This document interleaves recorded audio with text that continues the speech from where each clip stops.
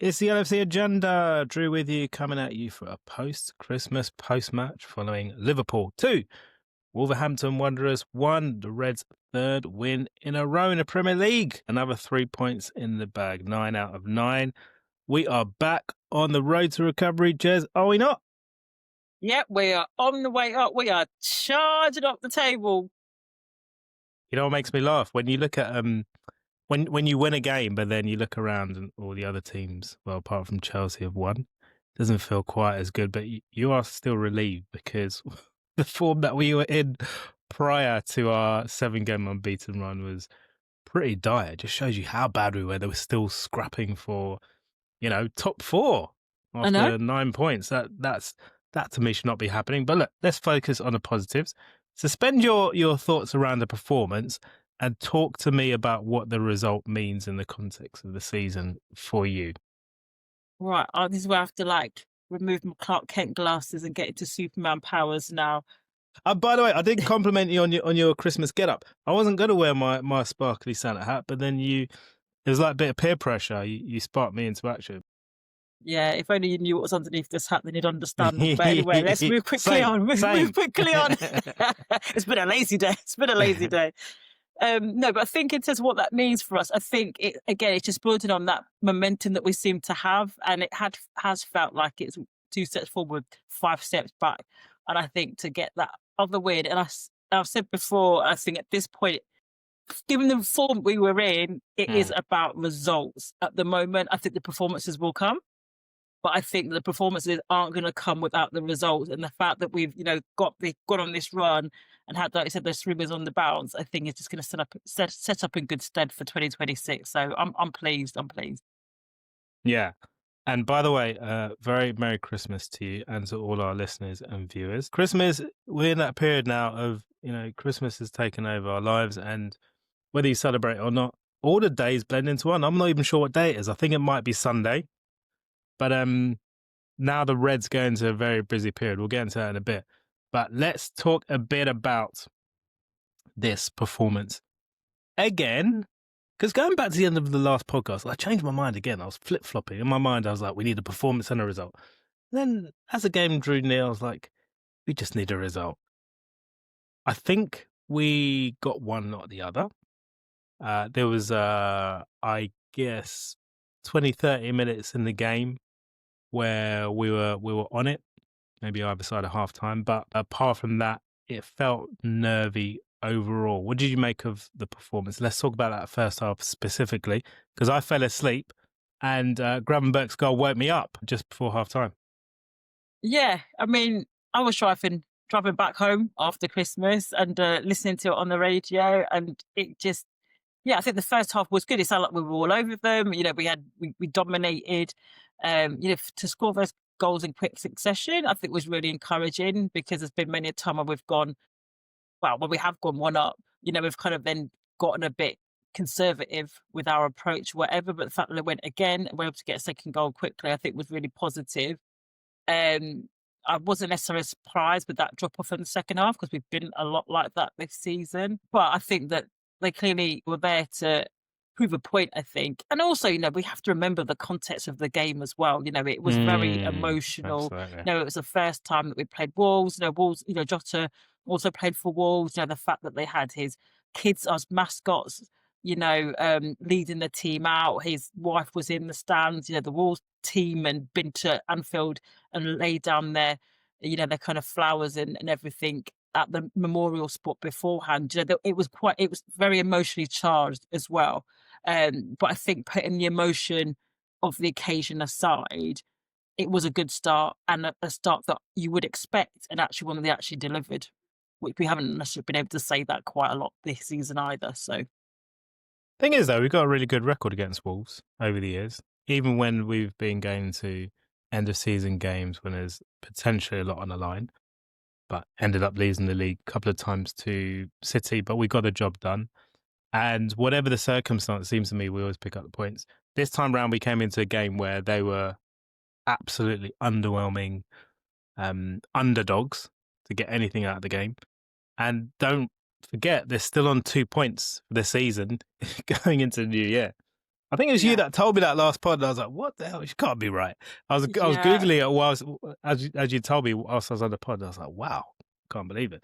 But I felt that the first half overall, again, it seemed to me to reflect an apparent instruction, a tactical approach from the manager, not to overexert themselves and just to try and get a degree of control of the match. Don't let emotion run away with you, and do what you need to do, be solid, and then build on that. And I felt that the team, if that was the instruction, they followed that to a T. Again, I do not really have an issue with us boring people's pants off. I just want us to pick up points. But I did see in patches and overall improvements in the performance. That was good. And Yeah. we hit them with the 1-2. Yeah. 2 goals in 2 minutes. First of all, Ryan Gravenberch. Talk to me about that goal and how you saw that. So I think it was really well worked. We showed a lot of things that have been lacking from our play this season. I think the way that Frimpong kind of attacked that side, he took the man on. He had positivity. He was determined. He wanted to whip a ball in. And we've kind of been saying on this pod beforehand as well that we can do all right carrying the ball down. And so when it gets to that final pass forward or into the box, or the crosses have not quite been there. So I think that was really positive. The fact that he had to go, and he picked him out. Again, it was like decision making that actually he knew what he was doing and he did it well, rather than I'm just going to just whack a ball in and see what happens. He took the man on, never expected the cross, pulled it back, and that was a proper eye through the needle shot into goal. It was beautiful. You know what pleased me? We've got Frimpong, and we'll come on to Florian Wirtz as well, both of whom have had decisive moments in consecutive games. And the Tottenham game, I'm pretty sure it's Frimpong that set up Hugo Ekitike's winner, and he was on the scene again. So that to me is a real positive, because we're toying in our minds over whether he should be starting that position versus Conor Bradley. We saw Conor Bradley come in the second half, but again, that is going to do him the world of good to be involved, and after a long injury layoff to be contributing meaningfully to the team. So that to me feels like now got Ekitike, Wirtz, and Frimpong all pushing to stake their claim for a starting place in this team. And if we rewind even a month and a half ago, there was question marks over 2 out of 3 of them. So that for me is a super pleasing aspect. What was also positive about Frimpong is that he seemed to demonstrate some control, because given that the last game he got taken off, we subbed the sub because he seemed to lose his head a little bit after, kind of getting hit in the mouth and, with the kind of blood injury that he had, where he kind of looked like he was losing his head. Actually, for him to turn out quite a professional performance, when you kind of like you said, he's been out for a long time, probably sitting on the sidelines, getting frustrated. When's my time going to come? It kind of came and went quite fairly quickly last game. I think the fact that it was, on point, I think is going to really stand him and the rest of the team in good stead. So that was pleasing. Yes. But let's talk about those other 2 signings, right? So Hugo Ekitike, I know Wirtz applied the finishing touch, very coolly slotted into corner, but Ekitike is rolling out a goal. I love that so much. Yeah. He turned deep into the Wolves half, accelerated, and slotted through a delicious ball into the path of Wirtz, who still had a bit to do, but kept his calm and slotted it home nicely. But again, I'm so encouraged by what we're seeing from our number 1 forward, our only forward. How do you feel about his our only forward? I felt it faded a little bit. Yeah, I felt there's a couple of issues that I had with it. There was a moment I didn't like, I think like on the hour mark, where he seemed to feign a bit of injury, and he faded a little bit, but again, he had an impact, and I think that's so important for him to just keep building up that credit, right? Yeah, and I think he took control and he took charge of a lot of those situations. I think, in terms of him getting that ball before he threaded that pass into to Wirtz, Kirkes was kind of onto it, and I was a bit like, come on, Kirkes, man, just get out the man's way, just give him space or whatever. But it's like, no, I'm in charge. I'm taking charge of this. I'm going to make it happen. And he made it happen. And I think that he's showing lots of different sides to his game each game as well. So I think from a the opposition point of view, you don't quite know what he's gonna do, and that just gives him something else to think about, which stands in our favour. Where he's kind of like, is he going to run in? Is he going to head the ball? Is he going to turn the man? Is he going to that change of pace? He has so many different facets which we're seeing, which actually starts giving us give us more of an edge to get over the line against teams as well. So the guy's just the guy's flying, I think, and Yeah. we need it. Like, The only like, striker I like, say we need it. but like you say, he's a bit of a Swiss Army knife as Yeah, an yeah, attacker. yeah. And that to me is going to be so key in those tight games, right? Even against, Arsenal coming up soon. And even if that's a match where I don't want to jump too far ahead, but it will end up sitting deep in that match for periods, that is a threat that they will struggle to contain because of all of the strikers that have signed for Premier League teams this year. There's no one better. There's no one who can stake a claim. If you look at Sesko, okay, Delap's injured at Chelsea, but I'm pretty sure they signed another striker. Our own Isak. You look across the Premier League, I'm struggling to think of any striker who's come into the league this summer and outperformed him. Yeah, I think has he reached 10 goals and goal assists, like the Goal quickest contributions, yeah, must contributions be, out must of be a by lot of now, the new yeah, signings, I yeah, think. So yeah, the stats don't lie. yeah. Okay, so let's talk about a former striker of ours. This was, as you pointed out, rightfully, highly charged emotionally game going into this match. Had the tribute from Wolves. I thought the club did exceptionally well, Gez, Yeah, to make sure that this game was marked in the right way. As you say, Wolves were the club that he moved from to Liverpool. He spent 3 years there, so he holds a very they hold him in very high regard there and very close to their hearts. And of course, when he passed, he was still active for us. So it is still raw. It's still weird to think about the fact that, months ago this incident happened and a young man died so tragically. I still struggle to get my head around it, but I would say that the events of yesterday leading into the match where his kids and I think one of the family members as well came onto the pitch and were playing kickball with Virgil van Dijk in front of the Kop, and there was the banners. There was a message to Rute Cordoza, his wife, his widow, and the kids. Everything about the way it was carried off was so classy, and I was so pleased to see the tribute. How did you feel about it? yeah, and it's kind of Wolves, I think, were just an exceptional part of that as well, in terms of their contribution, in terms of the fans' contribution, kind of just watching it back. Yeah, they did their own tribute to him on 18 minutes Yeah. because he wore the number 18 for them. And then when number Yes. Yeah. 20 Yeah. hit, Yeah. so, the Liverpool fans applauded the Wolves fans when it got to 18 minutes. And then they And likewise vice returned versa. that when it came to 20. So it was just such a beautiful moment and actually just shows you that, football, yes, it is about rivalries and, supporting your team, but actually there's, football brings people together, and that togetherness and that respect that was shown from both sets of supporters in terms of honouring him, I think was spot on. I think even a lot of the socials kind of up to it as well and beyond, again, just kind of just highlighted just that togetherness and that family. And, Yeah. Van Dijk was very, and it's always been, to his credit, very much focused on like, yes, we've lost a friend, talk about the brotherhood, but also recognizing his wife and his children. And given that it was 2 days after Christmas, the first Christmas for that family, to not have Mm. Diogo and his brother around, they're quite difficult things. Also, given the fact that the players had 2 days off, they were fortunate to get Christmas Eve and Christmas Day off to, be with their families and things.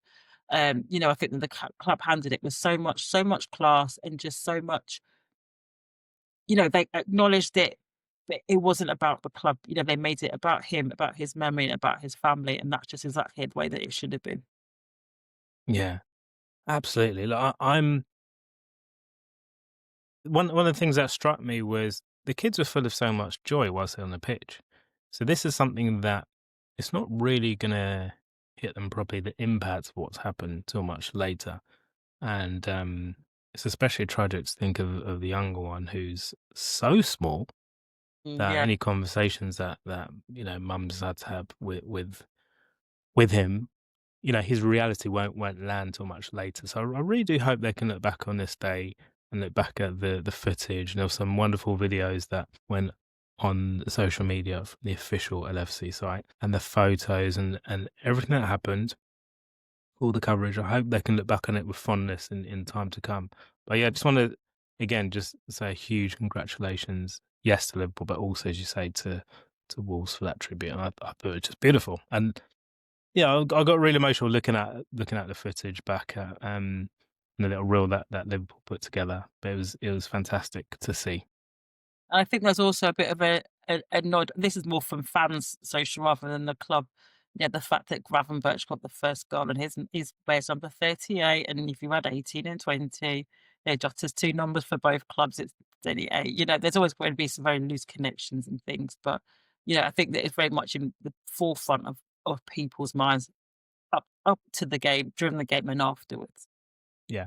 There was a post from Rute who said, "From the bottom of my heart, thank you to the club and to all the fans for the love, respect, and support shown during this incredibly difficult time. Your messages and gestures have meant more than words can express." And for us, it's easy. We get on with our lives, right? We mourn a player in the fan sense, because there's someone that we were familiar with who's still active for the club, who's very popular. But for the family, that's something they've got to live with, and this new reality for them. So when she says an incredibly difficult time, it's not a moment in time. This is however long it takes to just begin that adjustment and then deal with the different phases that they have to conquer. But everything again that the club have put into easing the pain as much as they can, I think has been hugely impressive. For sure, for sure. Okay, so well done, Liverpool and Wolves.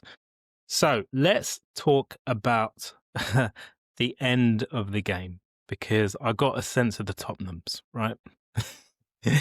I got a sense of the Tottenhams, which is essentially a sense of the Leeds. That Leeds game, I'm convinced, has scarred the hell out of these players, because that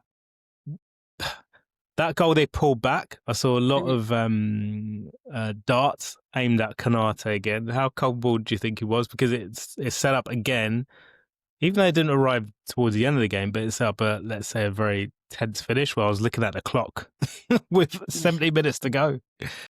Yeah, I mean, I think that, like we said before, they came into this game, Wolverhampton Wanderers came to this game 2 points out. So, they've lost everything and drawn 2.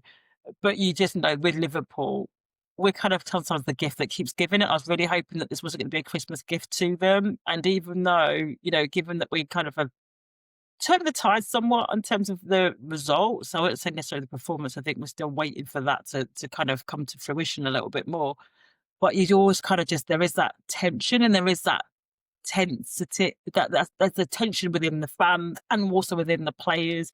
And it's just, I remember sitting, listening to it going, but why do we have to score 3 goals against the bottom team to guarantee 3 points? But it kind of feels like unless we've got that cushion, anything could happen with us. So it was tense. It was, they write the pressure on. And yeah, I think it's ultimately has been down to how good or not so good the opposition have been in terms of taking chances, because we're letting people create chances against us. We have got away with quite a few games, as well as getting punished for it as well. And like you said, sometimes it's about winning ugly. At the moment, it's winning ugly and just getting the results. But they've got to alleviate that. But I think it's something about that change and that drop off in that offensive play that brings that on. And I think that they're still learning how to do that, how to ride out those periods of pressure, which we have done in the past. It's not like this is anything new, but we just seem to be really struggling with that. Um, but yeah, it's not pretty. You don't need that. Nobody Yeah, needs that. I think the problem with, again, I never want to make it about one person, but the optics weren't great for Konate, but he wasn't the only person who was No. not really doing his duty on that corner. Again, it killed me as another set piece, but I think it's Santiago Bueno who scored the goal. and he rose above Konate, and Konate is kind of holding his head, Yeah. looking like he's waiting for a foul to be called, and he falls down.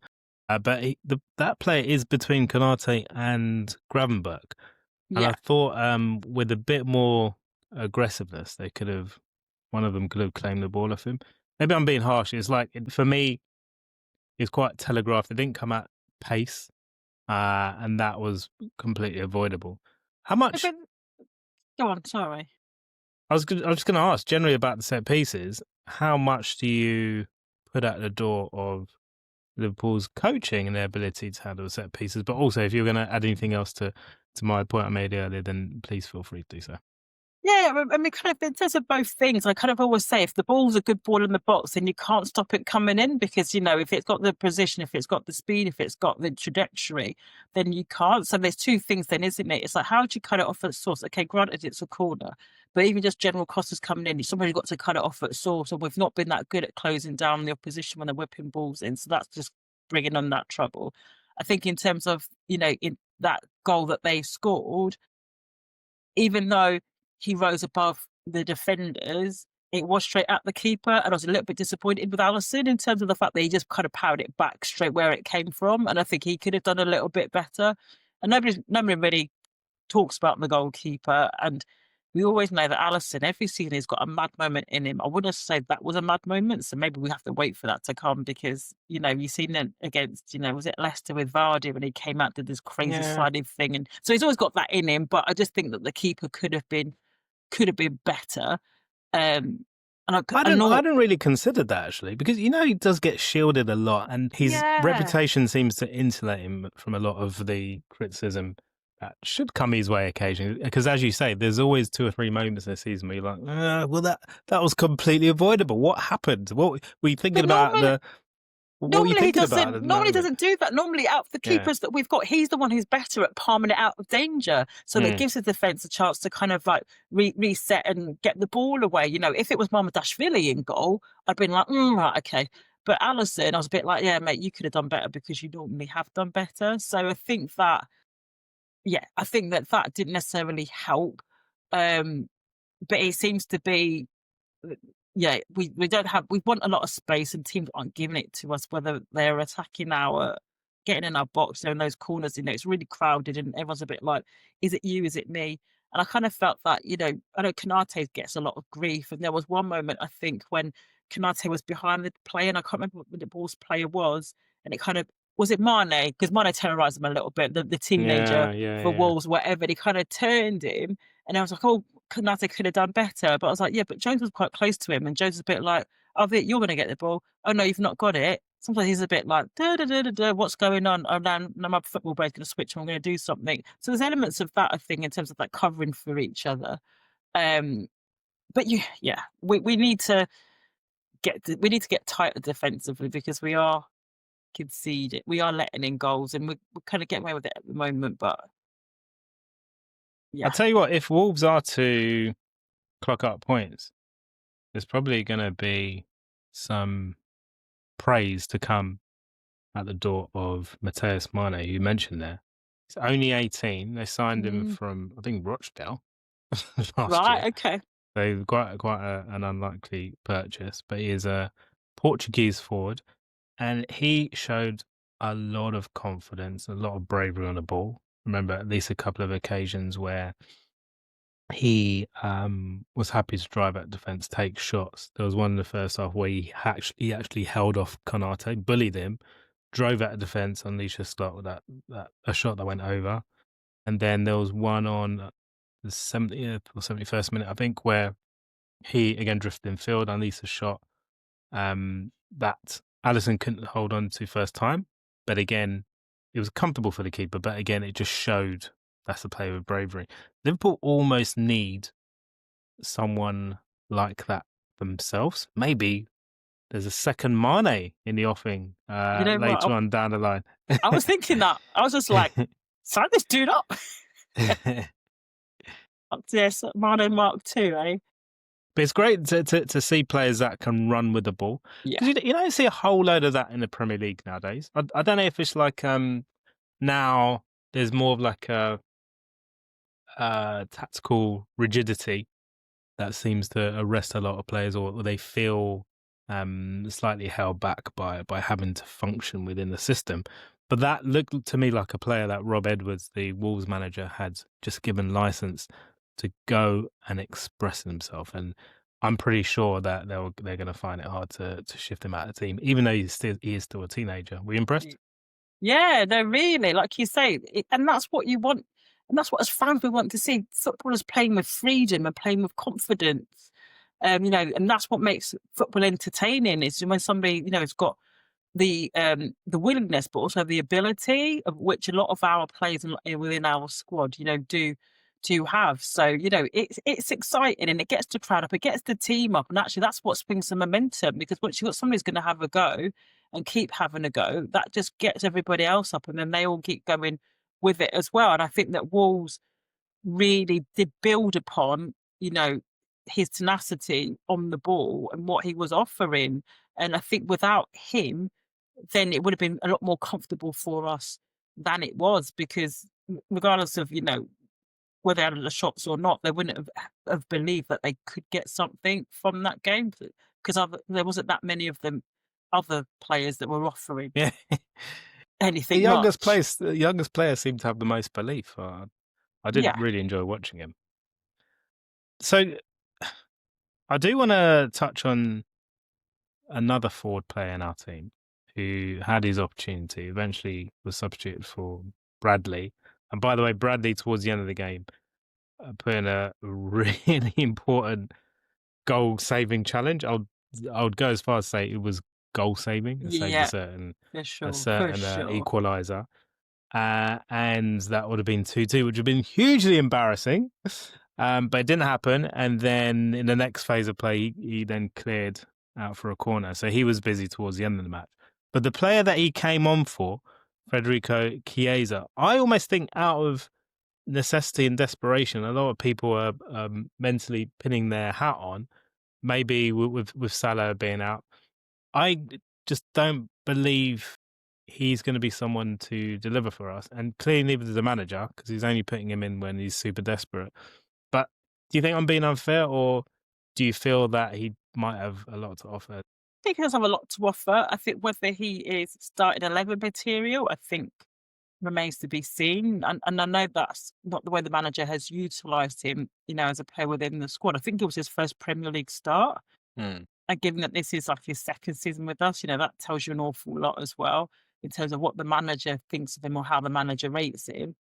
I think he can be effective off the bench. Um, in terms of that kind of intelligence of watching what's happening and then playing in response to the way that we're playing as opposed to effectively directing the play and driving it forward. I mean, don't forget that kind of goal line clearance that he had. Was it Sunderland when he ran back and Alisson kind of took the guy wide and he got back when we're going forward for another goal. So I think that there's an football intelligence there, but it doesn't seem to rate him. But I find him better coming off the bench than starting from the one game that Premier League game that he started. I gotta say, Italy must be in a really bad way to be trying to call him up. Because didn't he turn down international call-ups previously because he wanted to focus on Liverpool? But it's like, you're not going to play much football for Liverpool. Just take the minutes you can for your national team. I don't understand what his motivations are. And I don't understand how Italy can be that desperate that they're having to potentially rely on a forward like that. When you look at the forward options we've got for England, it's alarming that this is a guy who could be turning out for the Azzurri. Yeah, I mean, but then we've said that before. We're saying that a lot about Wirtz in terms of and a lot of foreign players coming to the Premier League or players coming from foreign leagues, I should say, um, in the Premier League in terms of just getting up to the pace. And I've heard that in other kind of commentary or analysis with other teams where they've had people coming from overseas into Premier League going, right, okay, they've realised how quick the Premier League is and having to adapt to it and get up to speed. And I think that he probably had found that last season. But obviously without the minutes to actually do that, that's going to be quite hard. And maybe that's partly his decision that he just wants to focus on his fitness because international football is a lot slower pace of play than the Premier League. Um, but he's clearly committed and he clearly wants to be at Liverpool. It's just a shame that the manager's desire for him doesn't match his desire for himself in that regard. It's wild to me how his stock has fallen so Mm, starkly. Because he's got something like let me just check. He must have close to like 40 or more appearances for Italy. 51. you are. 51 appearances for the Italy national team. 7 goals. And of course, he won the Euros at Wembley 2 years back. But yeah, he is where he is. I personally feel that he'll be gone by the end of the season. And I want to talk about that position again. We do have the transfer window opening up soon. And I make no apologies for repeatedly drawing attention to this because since we last recorded, the Semenyo chat has taken a couple of turns. I think shortly after we hit stop on the record on the last podcast, City were apparently front runners all of a sudden Yeah. to sign Antoine They're always Semenyo. sniffing them. They're always Yeah. sniffing. And it was looking like, oh, done deal. He's just got to say the word and he'll get his move. But Daily Telegraph have been reporting today, I'm sure it'll change again after we finish this one, that Liverpool may be looking to put in a bid there. To me, this is the most... I get it, we do need a defender. Everyone knows that, right? But this is the most obvious transfer to make if there's an opportunity because A, release clause, B, because of the need of the team, and C, because of the opportunities he'd get playing for us versus other teams. If you're in his shoes and you see the likes of Doku, Marmoush, Shirky, who's now hit form, you got Savinho, okay, he's probably the one most likely to make way. Would you be looking at that as a better opportunity versus potentially filling that slot for Salah, at least Chiesa, and which do you think is more appealing to you for the player now, if you're in his shoes?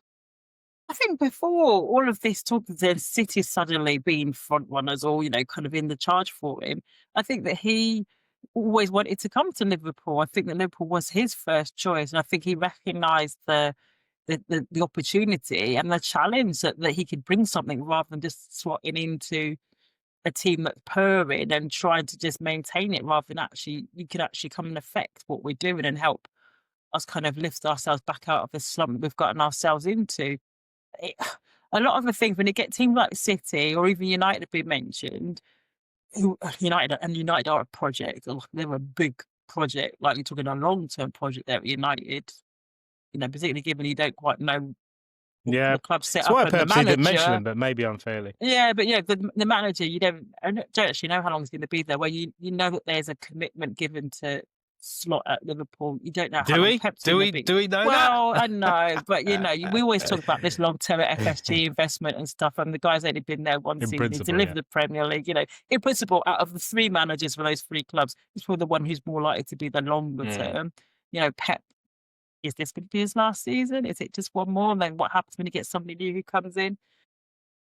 Ultimately, it comes down to what is your footballing ambition and what is your financial ambition? Because in terms of money, although we've spent a lot of money and I know we've recouped a lot because of the sales that we've made, in terms of wages and stuff, we know we've always been behind City United. So it's like, are you going somewhere for the money or you go somewhere because you want to do something on a footballing level? And that's how I always look at it, particularly when our name's in the hat with those 2 particular teams. But I think Liverpool's the right place for him, in terms of that kind of development and that kind of opportunity and, realistically being able to rise to a challenge. I agree with you. And I think, although I've got a feeling City could do it this season. I still think it'll be Arsenal, but I've got a feeling City will be there right to death. So if you're looking at it as a short-term opportunity, it's a no-brainer to go there, right? But I imagine if he comes to Liverpool, particularly the situation we're in now where Chiesa and Engamo are not regarded as viable choices if the manager had his way, and he can play it across the front line. This to me is just, it ticks all the boxes for all parties, and I'm hoping it goes through, because if not, I question whether Liverpool have a viable backup. And again, I appreciate and recognise we absolutely need a central defender, but again, this is like one of those, there's an opportunity to get someone who's keen to play for the football club here. There's a bit of competition. I think I need to fight City and try and get this one done. Yeah, I mean, it's a hard one though, because, we've kind of said before, and I've said before, we're very kind of top heavy. So we've got quite a lot of options attacking wise. Okay, it's not quite worked out. He's took a long time to kind of get towards any kind of looking like there might be a run or a formal performance. Then, he's now picked up that injury. So we're not really going to see Isaac anything that he can bring to the team until next season, really. I know that the manager said 2 months, but it's long. It could be longer 2 months. I think that was a very ambitious. Really ambitious. Months, right? You might see him on the last game of the season, maybe more just walking around the pitch as they wave everybody off at the end of the season. You reckon it'll be that long? In my mind, I was hoping like mid-April once he's up to full fitness again. But with this kind of injury, just don't know. You got a fracture, haven't you? And it depends as well, because hopefully we're still in the Champions League. There still is going to be that intensity of matches. And it's going to be like, at what point do you bring somebody in who's coming back from an injury like that, when potentially still could be firing on one front, if not two? So I don't know. But then I kind of, it is the defence. I mean, to me, that would be the absolute crime of the century if they do not get another defender in, regardless of Semenyo or anyone else who they might bring in for that. But then I also think, and what I really did like about the result and the performance yesterday, was actually the midfield stepping up with goals. There's been a lot of focus on our strikers. Ekitike has done really well. Everyone's looking at Isak. When is Isak going to score?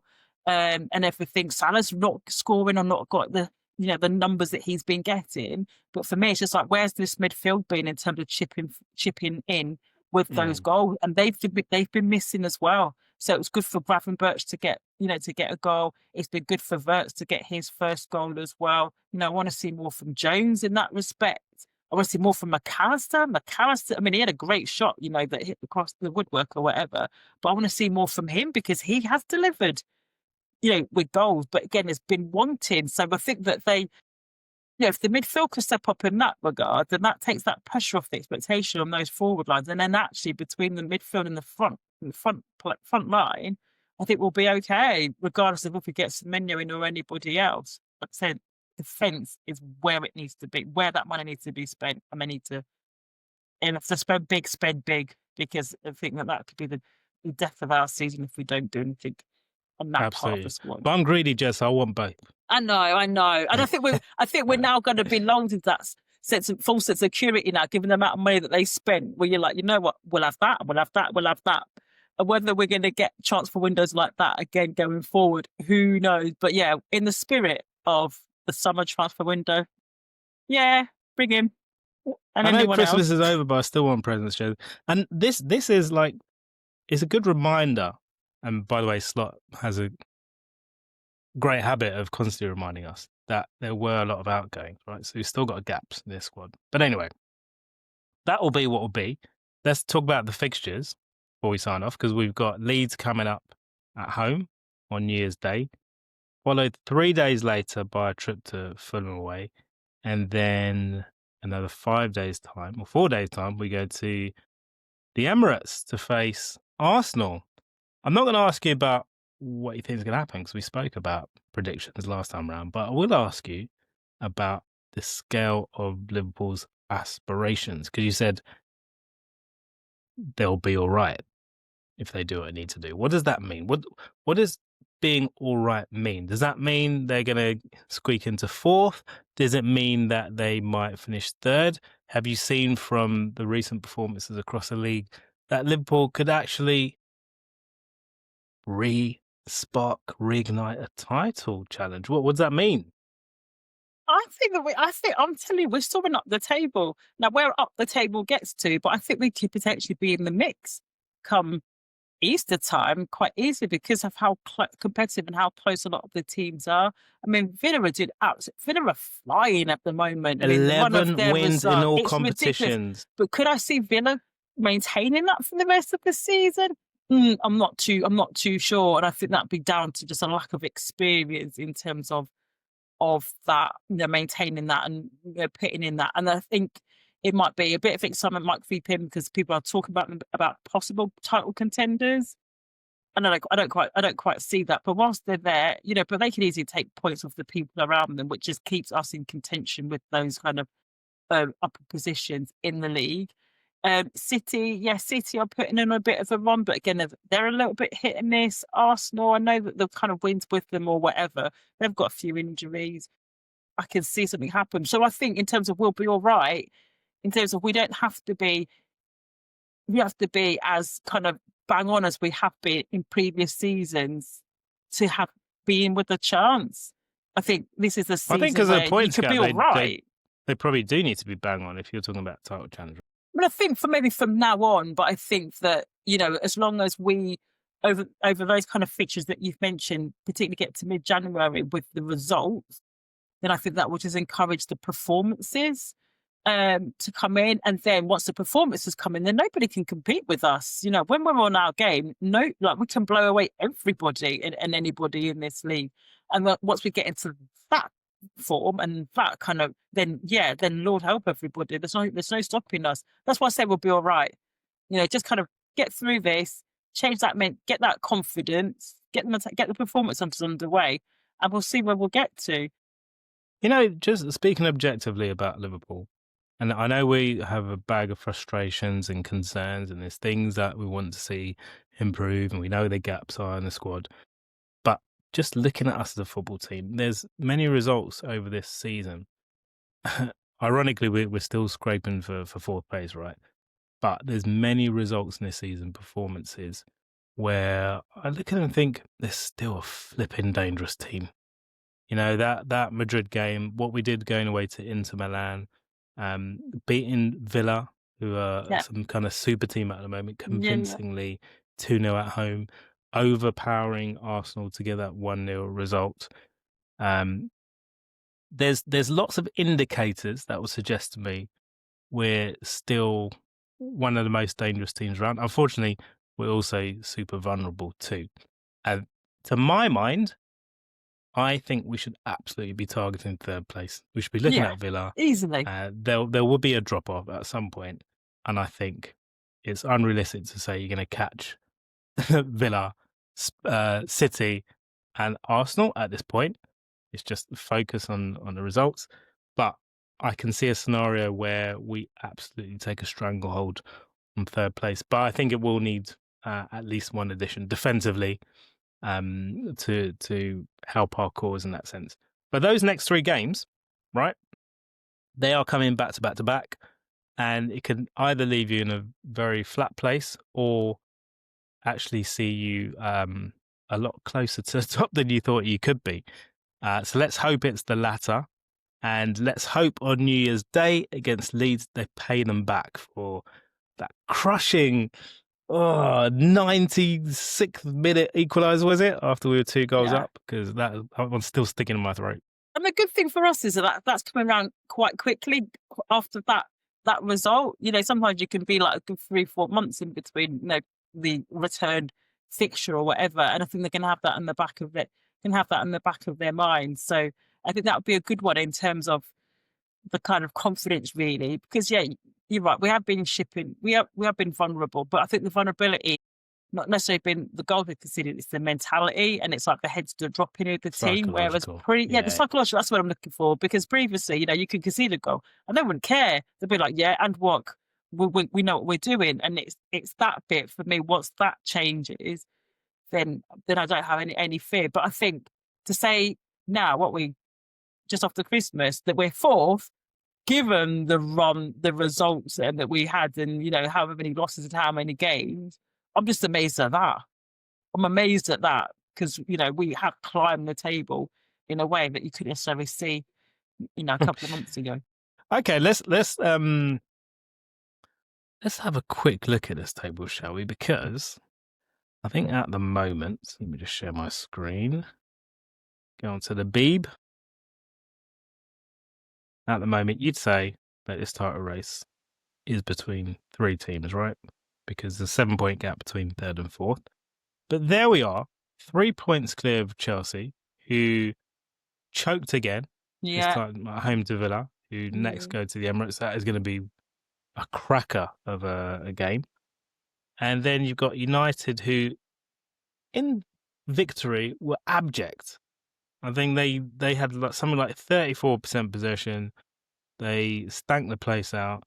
They're really clinging to that victory against Newcastle. And I can see that with 8 wins in the bag, they are going to be a team that's going to struggle for more points as the season goes on, particularly with Bruno Fernandes being absent and their defensive issues.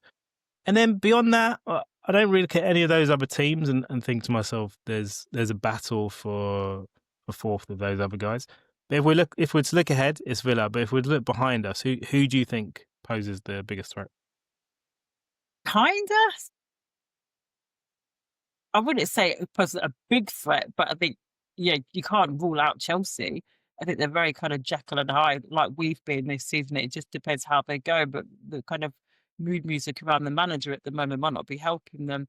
I don't know, ice cold Palmer not being as ice cold as he has been. So I'm not worried about who's behind us, but I also kind of think the way that this season's going, and now we're talking about the the teams above us potentially taking points off each other. I think there's still those, even the teams that you can see there on the screen, that can easily take points off the teams above us as well as us as well. I'm not saying that we're going to be invincible and all of that. So I think it's going to be very interesting. This second part of the season in terms of how that maps out. I think you will see a lot of movement across a lot of those positions, league table positions, as the weeks go by. I guess Newcastle aside, it's got quite a familiar shape to it, isn't it? Yeah. In terms of the 6 teams at the top. Yeah. But I yeah. don't. Yeah, look at that, 6 losses, man. Liverpool, what happened to you? And it's the goal difference as well. That's the thing I worry a little bit about is the goal difference, because I think it could be that tight that it could, regardless of which teams it is. I'm not saying that we'll necessarily be in that mix, but I think it could potentially even go down to goal difference coming into the season. Some of these positions. Okay, so we shall be back on Sunday, the day after we face Leeds, hopefully with another 3 points in the bag to celebrate. All that's left to say is thank you so much for joining us, and I hope your Christmas celebrations are going swimmingly and there's lots of joy and success in the year ahead to come for you all. But we will be back. Anything else that you want to add, just thinking back to the game itself? It was encouraging that the midfield stepped up, that they showed themselves sort of contributing towards the goals. I think there was some great moments of play in that first half. I think the thing that still worries me a little bit, and I know that you're not too bothered about it, is that change, the difference between 2 halves with us, that can be quite stark. I wasn't surprised that we kind of did drop off the second half, and I think that is an instruction from the manager, and I just kind of worry that it's still slightly detrimental, I think, to us in terms of the psychology of the play that we bring into the game once that instruction's been given. But I think we're doing well. I think we're not really talking about our number 11, who's having a cracker as a number 10 in AFCON at the moment, which you might have thought of. Who? Yeah, who? Which we might have thought of it after Isak. So we're kind of holding our own, and I think that's, whether that's for the rest of this season or even next season and beyond, I think it's going to stand us in good stead. So I'm quite positive. Congrats on Marcelo on his 2 match-winning goals, by the way, for Egypt. So he will be there, I'm pretty sure, for a number of weeks to come. Make sure you give us a follow on our social channels on YouTube and Instagram, LFC Agenda Pod, and on the podcast engine of your choice. Give us a like, hit that bell so you never miss an episode, and leave a 5-star rating, because it really does make a difference. Again, enjoy the rest of your Christmas period, and we'll catch you after we defeat Leeds, hopefully. Gez, thank you so much for your time. Love the hat. Although you didn't bring the glasses back. I thought they were going to be a fixture for the remainder of the pod, but it's fine. Back into there you go. mode. There you go. Fantastic. Good to see. All right. Check you soon. See you later.